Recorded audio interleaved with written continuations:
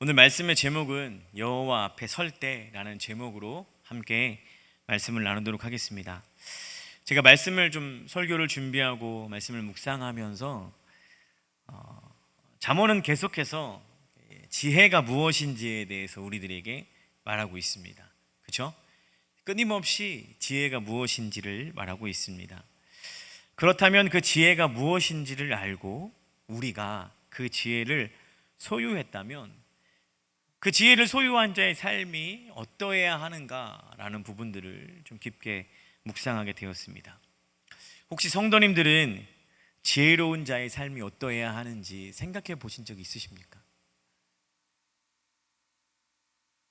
1부 때도 그랬는데 괜히 질문한 것 같은 느낌이 듭니다. 네.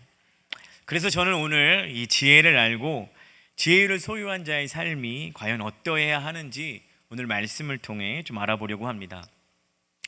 먼저 세상에서 말하는 지혜로운 자의 모습은 어떤 모습일까요? 세상에서 참 지혜롭다라고 이야기할 만한 사람들은 어떤 사람일까요? 전부 다 그렇게 생각하지 않으실 수도 있지만 통념적으로 돈을 잘 굴려서 부를 많이 축적한 사람들을 보면 우리는 지혜롭다. 또 자신의 신념이 명확한 사람들, 요즘 젊은 정치인들이 아주 이렇게 막 TV나 매스컴에 이렇게 자주 나오는데요. 그들을 보면 참 똑똑하고 똑부러지고 지혜로운 사람 같다라고 이야기를 하기도 하고요. 또 유수의 대학을 나와서 지식이 많은 사람들을 지혜로운 사람이라고 부르기도 합니다. 여기 계신 분들은 위인전을 혹시 읽어보셨습니까? 다 한 번쯤 위인전을 읽어보셨을 건데요. 세종대왕이라든지 이순신 장군이라든지 아니면 링컨이라든지 이런 위인전의 특징이 뭐냐면 인생의 엄청난 역경과 고난을 겪었지만 결국엔 성공하여 이름을 남기든지 아니면 어떤 신념을 지켜내든지 결국 그 결말이 선하다는 것이죠. 그것이 특징입니다. 그래서 위인전에 등장하는 많은 인물들은 고진감래, 또 지성이면 감천이다 라는 말이 어울리는 사람들이 사실은 이 위인전에 많이 등장하는 것을 볼 수 있습니다. 그런데요, 이 위인전을 우리는 우리 자녀들에게 많이 읽히지 않습니까? 제 아내도 위인전을 한 60권짜리 한 세트를 샀다가 그냥 버렸던 기억을 영상을 보고 있으면 미안하다. 네. 자녀들에게 그 위인전을 읽히게 하는 이유가 뭘까요? 그 위인이 그렇게 되기까지 인생의 비결이 그 안에 담겨 있기 때문이죠. 그러니까 지혜를 얻기를 바라는 마음인 것이죠. 그 위인을 통해서. 여기서 지혜에 대해서 우리가 좀 짚고 넘어가야 할 것은 무엇이냐면 어떻게 하면 하나님이 원하시는 삶을 잘 살 수 있을까? 하나님이 원하는 삶을 잘 살 수 있을까에 대한 지혜와 세상에서 성공하고 싶고 높아지기 위해 우리가 찾고 있는 지혜와 다르다는 것입니다. 이것을 우리는 좀 짚고 넘어가야 합니다. 세상이 추구하는 지혜는요, 성공을 얻기 위한 어떤 하나의 도구요, 어떤 하나의 방법이고 그런 것이죠. 그것을 위해 지혜가 존재하는 것이고 이해되어질 뿐입니다. 사실은 성도님들 각자 나름 어떤 지혜에 대한 정의를 갖고 계실 줄 압니다. 그러나 성경이 우리들에게 가르쳐주고자 하는 이 지혜는 세상이 추구하는 것과 다른 의미라는 것을 이해하셔야 합니다. 다름을 알고 시작해야 결론에 도달했을 때 그 다름이 은혜라는 사실을 깨달을 수 있습니다. 오늘 말씀 1절을 좀 같이 읽어보도록 하겠습니다.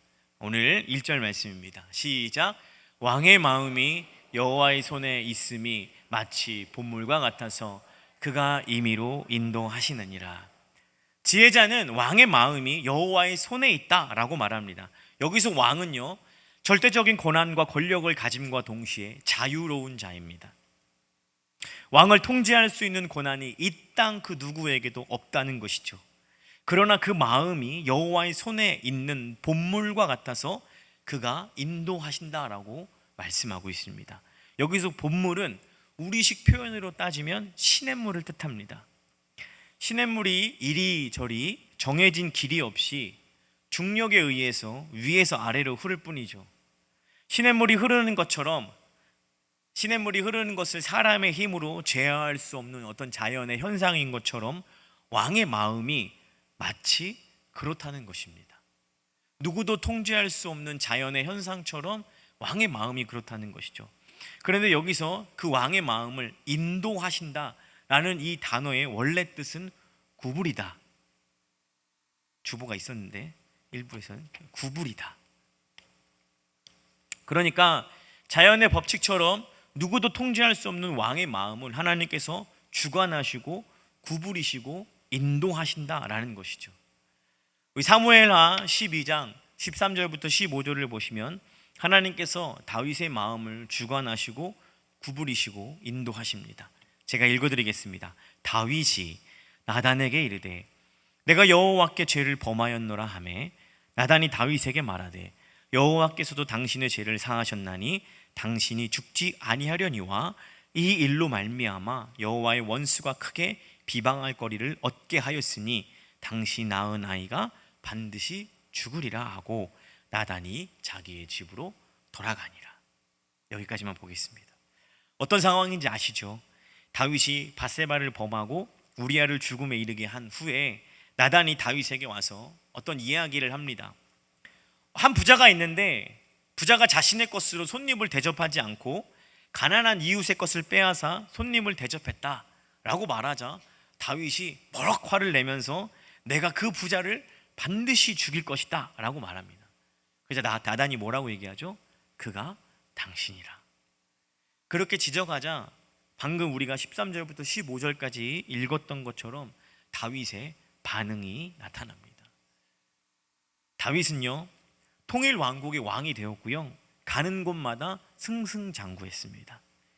주변국들로부터 많은 인정을 받았고 조공을 받았습니다. 아무것도 꺼릴 게 없는, 그 누구도 통제할 수 없는 존재였습니다. 그러나 이 밧세바와 우리아의 그 죄를 하나님께서 지적하심으로 말미암아 하나님은 다윗의 마음을 주관하시고 구부리시고 인도하고 계신 것이죠. 예전 같으면 집으로 돌아가는 나단에게 자객을 보내서, 몰래 자객을 보내서 처치하면, 우리아를 죽일 때처럼 누군가를 보내서 이 나단을 처치하면 완전 범죄가 되지 않습니까? 그리고 나단이 집에 가는 것이 뭐 중요하다고 그렇게 기록해 놓았겠습니까? 이 말은 다윗이 우리아를 죽일 때와는 다른 마음을 가졌다, 다른 사람이 되었다는 것을 우리에게 말해주고 있는 것이죠. 저는 다윗이 밧세바를 범하고요 우리아를 죽인 일을 통해서 하나님께서 그의 마음을 구부리셨지만 그로 인해 다윗은 지혜를 얻었다라고 해석합니다. 시편 51편을 자세히 읽어보면 이 시편 51편은 다윗이 밧세바와 이 우리아 사건 이후에 자신의 죄를 하나님께 고백하는 말씀입니다. 그 말씀을 보면 자신이 얼마나 부족하고 비천하며 하나님이 없이는 아무것도 아닌 존재라는 것을 그가 밧세바와 이 우리아의 그 잘못을 통해서 깨달았다는 것을 성경에서 기록하고 있습니다. 우리 잠언 3장 11절과 12절을 우리 자막을 보시면서 함께 읽겠습니다. 시작. 내 아들아 여호와의 징계를 경히 여기지 말라. 그의 꾸지람을 싫어하지 말라. 대저 여호와께서 그 사랑하시는 자를 징계하시기를 마치 아비가 그 기뻐하는 아들을 징계함 같이 하시느니라. 물론 다윗이 큰 죄를 저질렀습니다. 그러나 더 중요한 것은 죄를 짓고 난 이후에 징계를 통해 내가 어떤 존재인지를 깨닫게 되었다는 것입니다. 무슨 말이냐면 징계를 받음으로 자신이 하나님 아버지의, 그 하나님 아버지가 사랑하는 자녀라는 사실을 깨닫게 되는 것이죠. 그때부터요 다윗은 자기 마음대로 살기 어렵습니다. 저도 그랬고 다 우리도 그랬습니다. 하나님의 놀랍고 끊임없으시며 변함없으신 사랑을 경험하고 나면 우리는 내 마음대로 살지 못합니다. 자녀가요 부모의 마음을 헤아릴 때가 옵니다. 그때가 언제죠? 부모가 되어보면 그 마음을 합니다.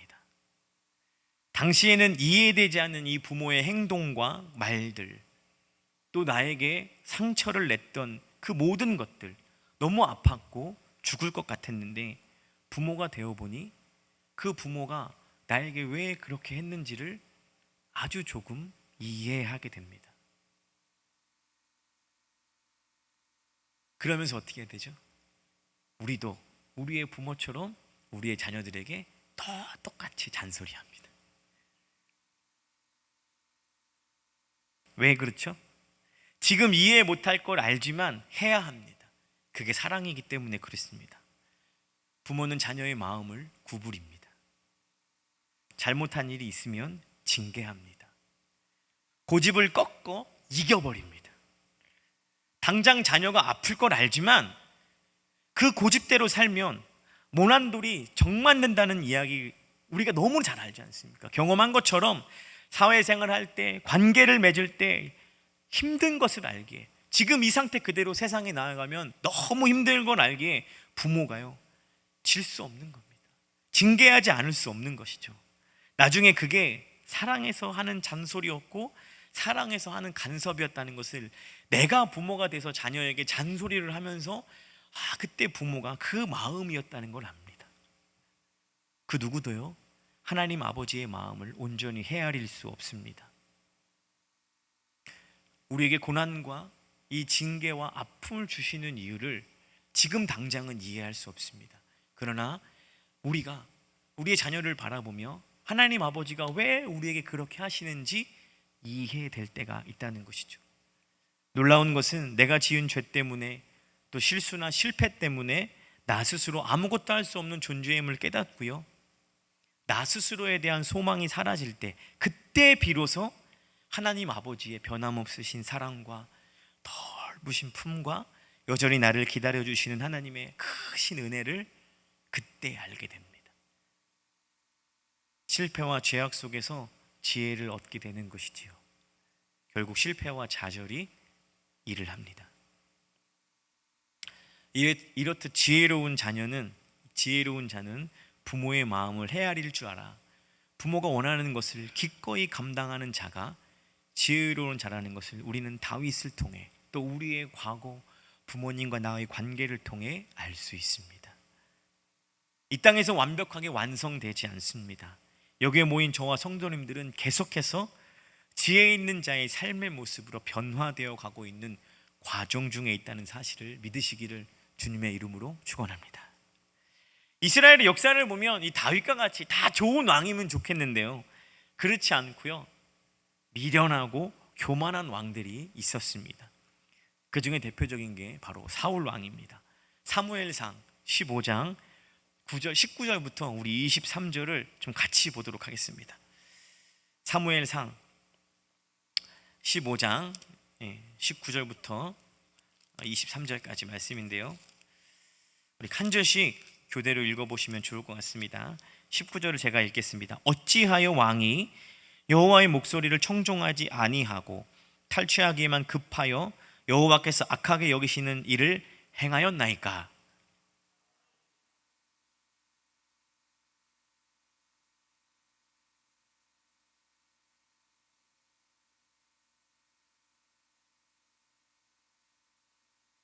다만 백성이 그 마땅히 멸할 것 중에서 가장 좋은 것으로 길갈에서 당신의 하나님 여호와께 제사하려고 양과 소를 끌어왔나이다 하는지라.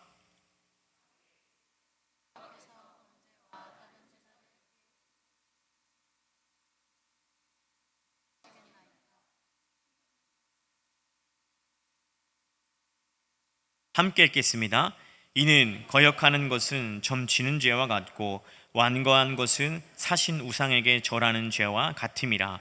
왕이 여호와의 말씀을 버렸으므로 여호와께서도 왕을 버려 왕이 되지 못하게 하셨나이다 하니. 여호와의 말씀을 순종하지 않는 것, 사무엘은 이것을 악하다라고 말합니다. 사울이 뭐라고 얘기하죠? 내가 여호와의 목소리를 청종하여 여호와께 제사하려고 양과 소를 끌고 왔다라고 하지 않습니까? 오늘 2절 말씀에 이런 사울 왕의 이 말을 하나님이 속지 않으신다는 것을 말씀하고 있습니다. 2절 말씀을 좀 볼까요? 사람의 행위가 자기 보기에는 모두 뭐해 보여도 정직하여도 여호와는 그 마음을 뭐 하시느니라? 감찰하시느니라. 사울이 나는 여호와의 목소리를 청종하여 하라는 대로 했습니다 라고 말했지만요, 하나님은 그 마음을 감찰하시고요, 그 마음에 하나님 말씀에 순종할 마음보다, 다 진멸하라는 순종하는 마음보다 사람들에게 노략질하게 하여 왕이 덕이 있는 사람이라는 평가를 듣고 싶은 마음과 또 그들의 마음을 얻으려는 욕심 때문에요, 이런 결정을 했다는 것을 누가? 하나님이 아신 것이죠. 보십시오. 다윗과 사울 중 세상적 관점으로 비교해 보면 누가 더 지혜로운 것 같습니까? 다윗과 사울 중 세상적 관점으로 보면 누가 더 지혜로운 것 같아요? 사울이죠. 사울은 주변에 있는 사람들을 막 챙겨주지 않습니까? 노략질하라고 일부러 그것들을 열어주지 않습니까? 명성과 지지를 얻기 위해 주변 사람들을 먼저 챙기지 않습니까? 예전에는 이런 사람들을 정치덕이다 라고 비판했었어요. 요즘엔 뭐라고 얘기합니까? 저 사람 뭘 좀 안 해, 이렇게 얘기하는 거예요. 그래, 주변 사람들을 챙겨줘야 너를 따르고 한 표라도 더 찍지 라고 말하지 않습니까? 긍정적으로 바라봅니다. 이렇듯 세상이 추구하는 지혜와 성경이 가르치고 있는 지혜는 다릅니다. 과연 사울과 다윗 중 하나님은 누구를 지혜 있는 자라고 보실까요? 물론 다윗이겠죠. 순종하고 정직히 행하는 것을 지혜롭다고 보실 것입니다. 정직과 순종을 행함으로 손해보는 일일지라도 그렇게 하는 것이 지혜로운 것이죠. 우리의 삶에서는 어떻습니까?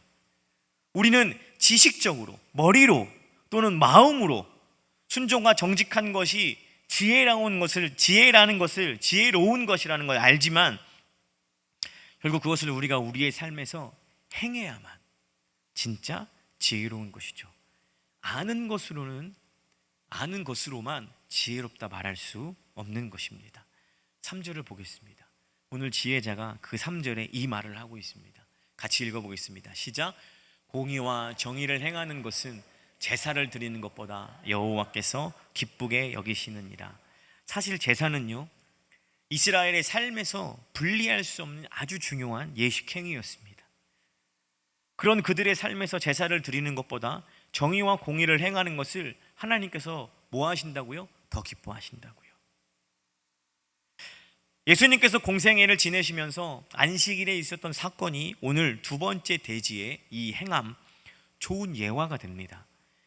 이스라엘에게 가장 중요하게 여겨지는 안식일에 예수님께서 제자들과 함께 밀밭 사이로 지나가실 때가 있었습니다. 그때 제자들이 너무 배가 고파서 이삭을 잘라 먹습니다. 그때 바리새인들이 나와서 예수님께 뭐라고 얘기하냐면, 어찌 선생님의 제자들이 안식일에 하지 못하는 일을 합니까? 라고 문제 제기를 하는 것이죠. 이들의 논리는 이렇습니다. 사람이 허기를 달래는 것보다 안식일이라는 율법을 지키는 것이 더 중요하다는 것이죠. 더 극단적으로 표현하면 누군가 당장 굶어 죽어도 안식일에 온전히 쉬어야 하기 때문에 밥을 지어 은혜나 자비를 베푸는 것을 할 수 없다라는 논리입니다. 그때 예수님께서 뭐라고 말씀하십니까? 다윗을 예로 드시면서 제사장만 먹을 수 있는 진설병을 다윗이 그와 함께한 사람과 먹지 않았느냐? 제사장들이 안식일에 성전 안에서 안식을 범해도 죄가 아닌 것을 너희가 알지 않느냐라고 반문하십니다. 그러면서 마태복음 12장 7절에 아주 중요한 말씀을 하시죠. 나는 자비를 원하고 제사를 원하지 아니하노라 하신 뜻을 너희가 알았더라면 무죄한 자를 정죄하지 아니하였으리라. 사실 이 말은 호세아 선지자가 했던 말입니다. 호세아 선지자는 이 말을 할 때에 당시 왕이 여로보암 2세였습니다. 그 여로보암 2세는 북이스라엘 왕인데요, 그 당시에는 군사, 정치, 경제, 문화 다방면에서 황금기를 맡고 있었습니다. 여로보암 2세가 그 통치한 땅은요, 많은 학자들이 솔로몬의 시대와 같은 영역, 같은 범위의 땅을 다스렸다라고 할 만큼 엄청 번성한 시기였습니다. 많은 물질과 풍요로움과 모든 것이 안정된 시기를 살았지만 여전히 타인을 향한 넉넉함은 그들에게 없었고요, 내 입속만 챙기려는 욕심이 가득했던 시대가 바로 이 호세아가 이런 이야기를 했던 여로보암 2세의 시대였던 것이죠. 이들이 하나님께 제사를 드린다고 드렸지만 결국 그들은 자신들의 풍요로움과 부요함을 원하는 제사였을 뿐 타인들을 전혀 돌아보지 않았습니다. 호세아 선지자는 당시 이런 사회적 풍토와 제사를 드리는 모습과 사람들의 행위를 비판했죠. 예수님께서는 그 비판을 그대로 갖고 와 쓰시는 것입니다. 종교 지도자들, 당신들이 지금 호세아 시대, 북이스라엘이 망하기 전에 그 당시 시대와 다를 게 뭐냐라는 것이죠. 제사를 드리는 것, 율법을 지키는 것이 정말 중요하지만 더 중요한 것은 율법이 우리에게 요구하고 있는 본질, 즉 행함이 없는 신앙은 거짓이다라고 말하고 있는 것이죠. 야고보서 3장 13절입니다. 너희 중에 지혜와 총명이 있는 자가 누구냐?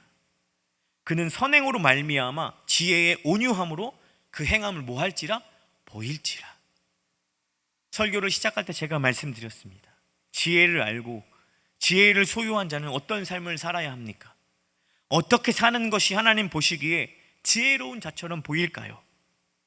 야고보서는 특별히 믿음과 사랑, 기독교의 아주 중요한 가치들을 계속해서 이야기하고 있습니다.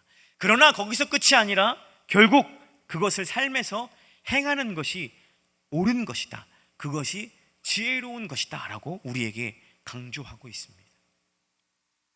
그렇다면 과연 어떻게 행하는 삶이 지혜로운, 행함이 있는 삶일까요? 바울이 전하는 메시지에 그 해답이 있습니다.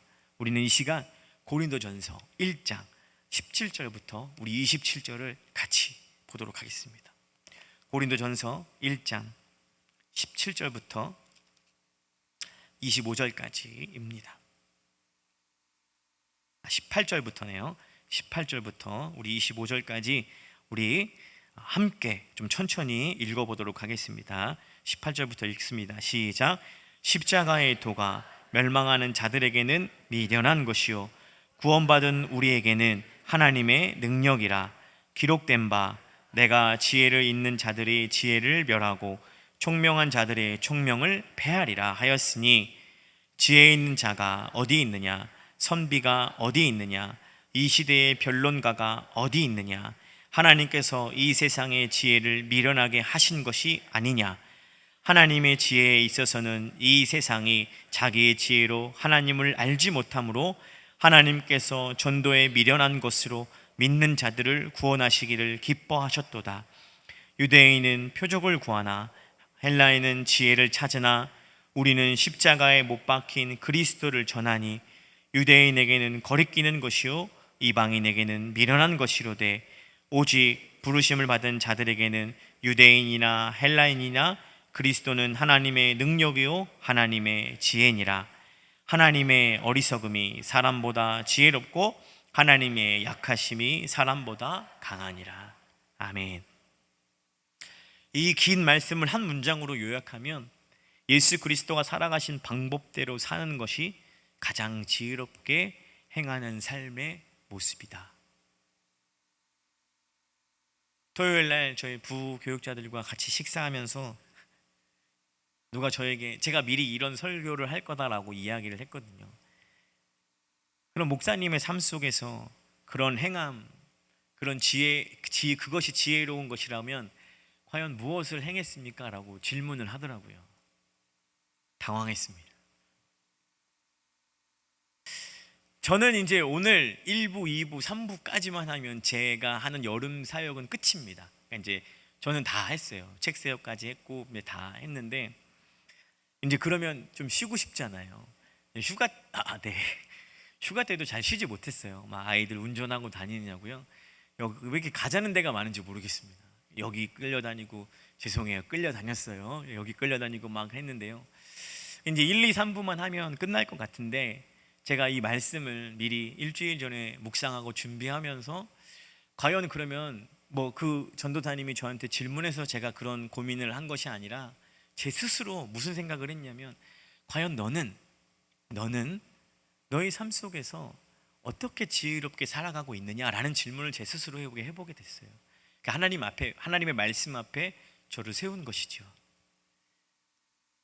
오늘 이제 고등부 수련회가 오늘부터 월, 화, 예배까지 이렇게 진행이 됩니다. 근데 이제 고등부를 담당하는 전도사님이 수요 예배 찬양 인도를 하시는데요. 제가 하겠다 했습니다. 말씀을 준비하는 건 쉽지 않습니다. 근데요, 서윤동 목사님이 한 4주 정도 계속 끊임없이 4부 설교를 하고 있어서 참 되게 힘들어 하십니다.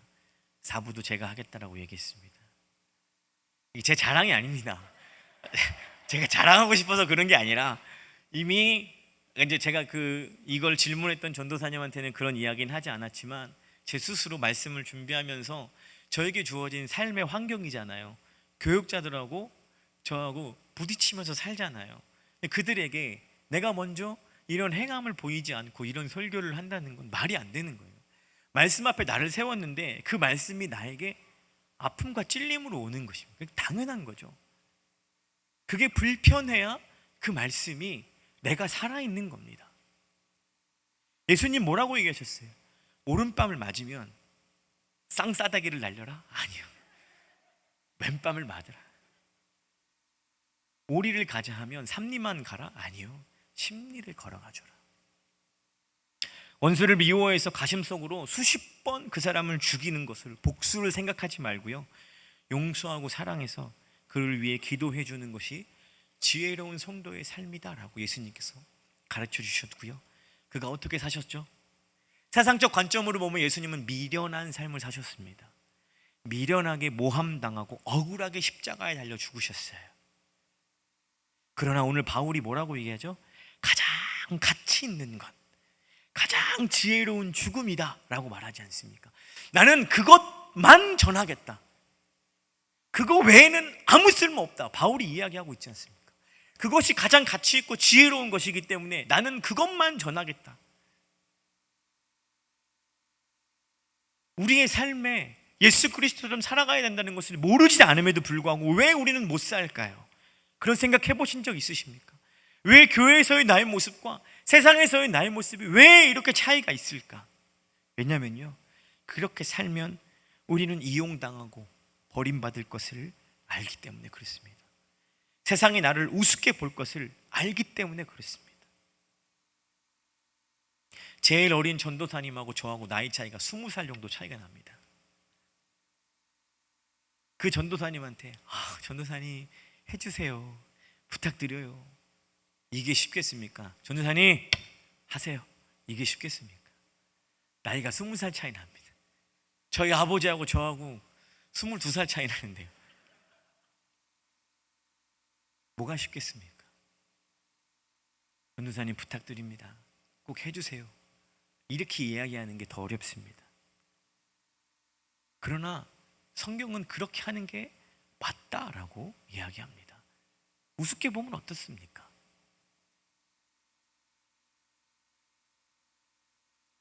머리로는 알지만 삶으로 행함이 나타나지 않는다면 우리 야고보서 3장 17절의 말씀을, 그 표현을 빌리면요, 우리의 믿음과 신앙은 죽은 것이다 라고 말합니다. 결론을 맺으면서 말씀을 좀 정리해 보겠습니다. 지혜로운 자는 어떤 사람입니까? 하나님 앞에 늘 자신을 세워 하나님과 나와의 관계가 어떤지를 확인하는 사람이 지혜로운 사람입니다. 그래서요, 내 마음과 내 뜻대로 사는 자가 아니라 하나님의 인도하심 가운데 사는 자입니다. 그것을 가장 잘 보여주는 것이 예수님이고, 또 우리가 확인했던 다윗이고, 그 예수님은 하나님과의 관계 속에서 자신의 모든 것을 내어주시고 그렇게 사셨고 그렇게 행하셨습니다. 성경이 우리에게 요구하는 지혜와 세상에서 찾고자 하는 지혜는 다릅니다. 나를 드러내는 것이 아니라 말씀 앞에 나를 복종시켜 그 말씀의 요구에 순종하는 것입니다. 그래서요, 지혜로운 자의 주변에는 그 지혜로운 자로 말미암아 은혜를 누리게 되어 있습니다. 나를 드러내고, 세상에서는 지혜로운 자가 지혜롭지 못한 자의 것을 빼앗지 않습니까? 그러나 우리가 지혜롭다면 그 지혜를 갖고 누군가를 섬기는 것, 그것이 하나님께서 우리에게 요구하시는 신앙이요, 우리의 성도의 삶이어야 한다는 것이죠. 그러니 우리 주변에 있는 사람들은 나로 말미암아 은혜를 누릴 수밖에 없는 것입니다. 우리가 어떻게 살아야 하는지 이해하셨습니까? 잠언에서는 끊임없이 지혜가 무엇인지를 이야기하고 있는데, 그것을 우리가 읽고 눈으로 끝나는 것이 아니라 그 지혜의 말씀, 아비의 징계를 경히 여기지 말라. 그 모든 말씀이 바로 나에게 주시는 말씀이다 라는 것들을 꼭 기억하시면서 성도님들의 삶과 인생을 통해 그 주변에 있는 많은 사람들이 복과 은혜를 누리는 그런 귀한 통로가 되시기를 주님의 이름으로 축복합니다.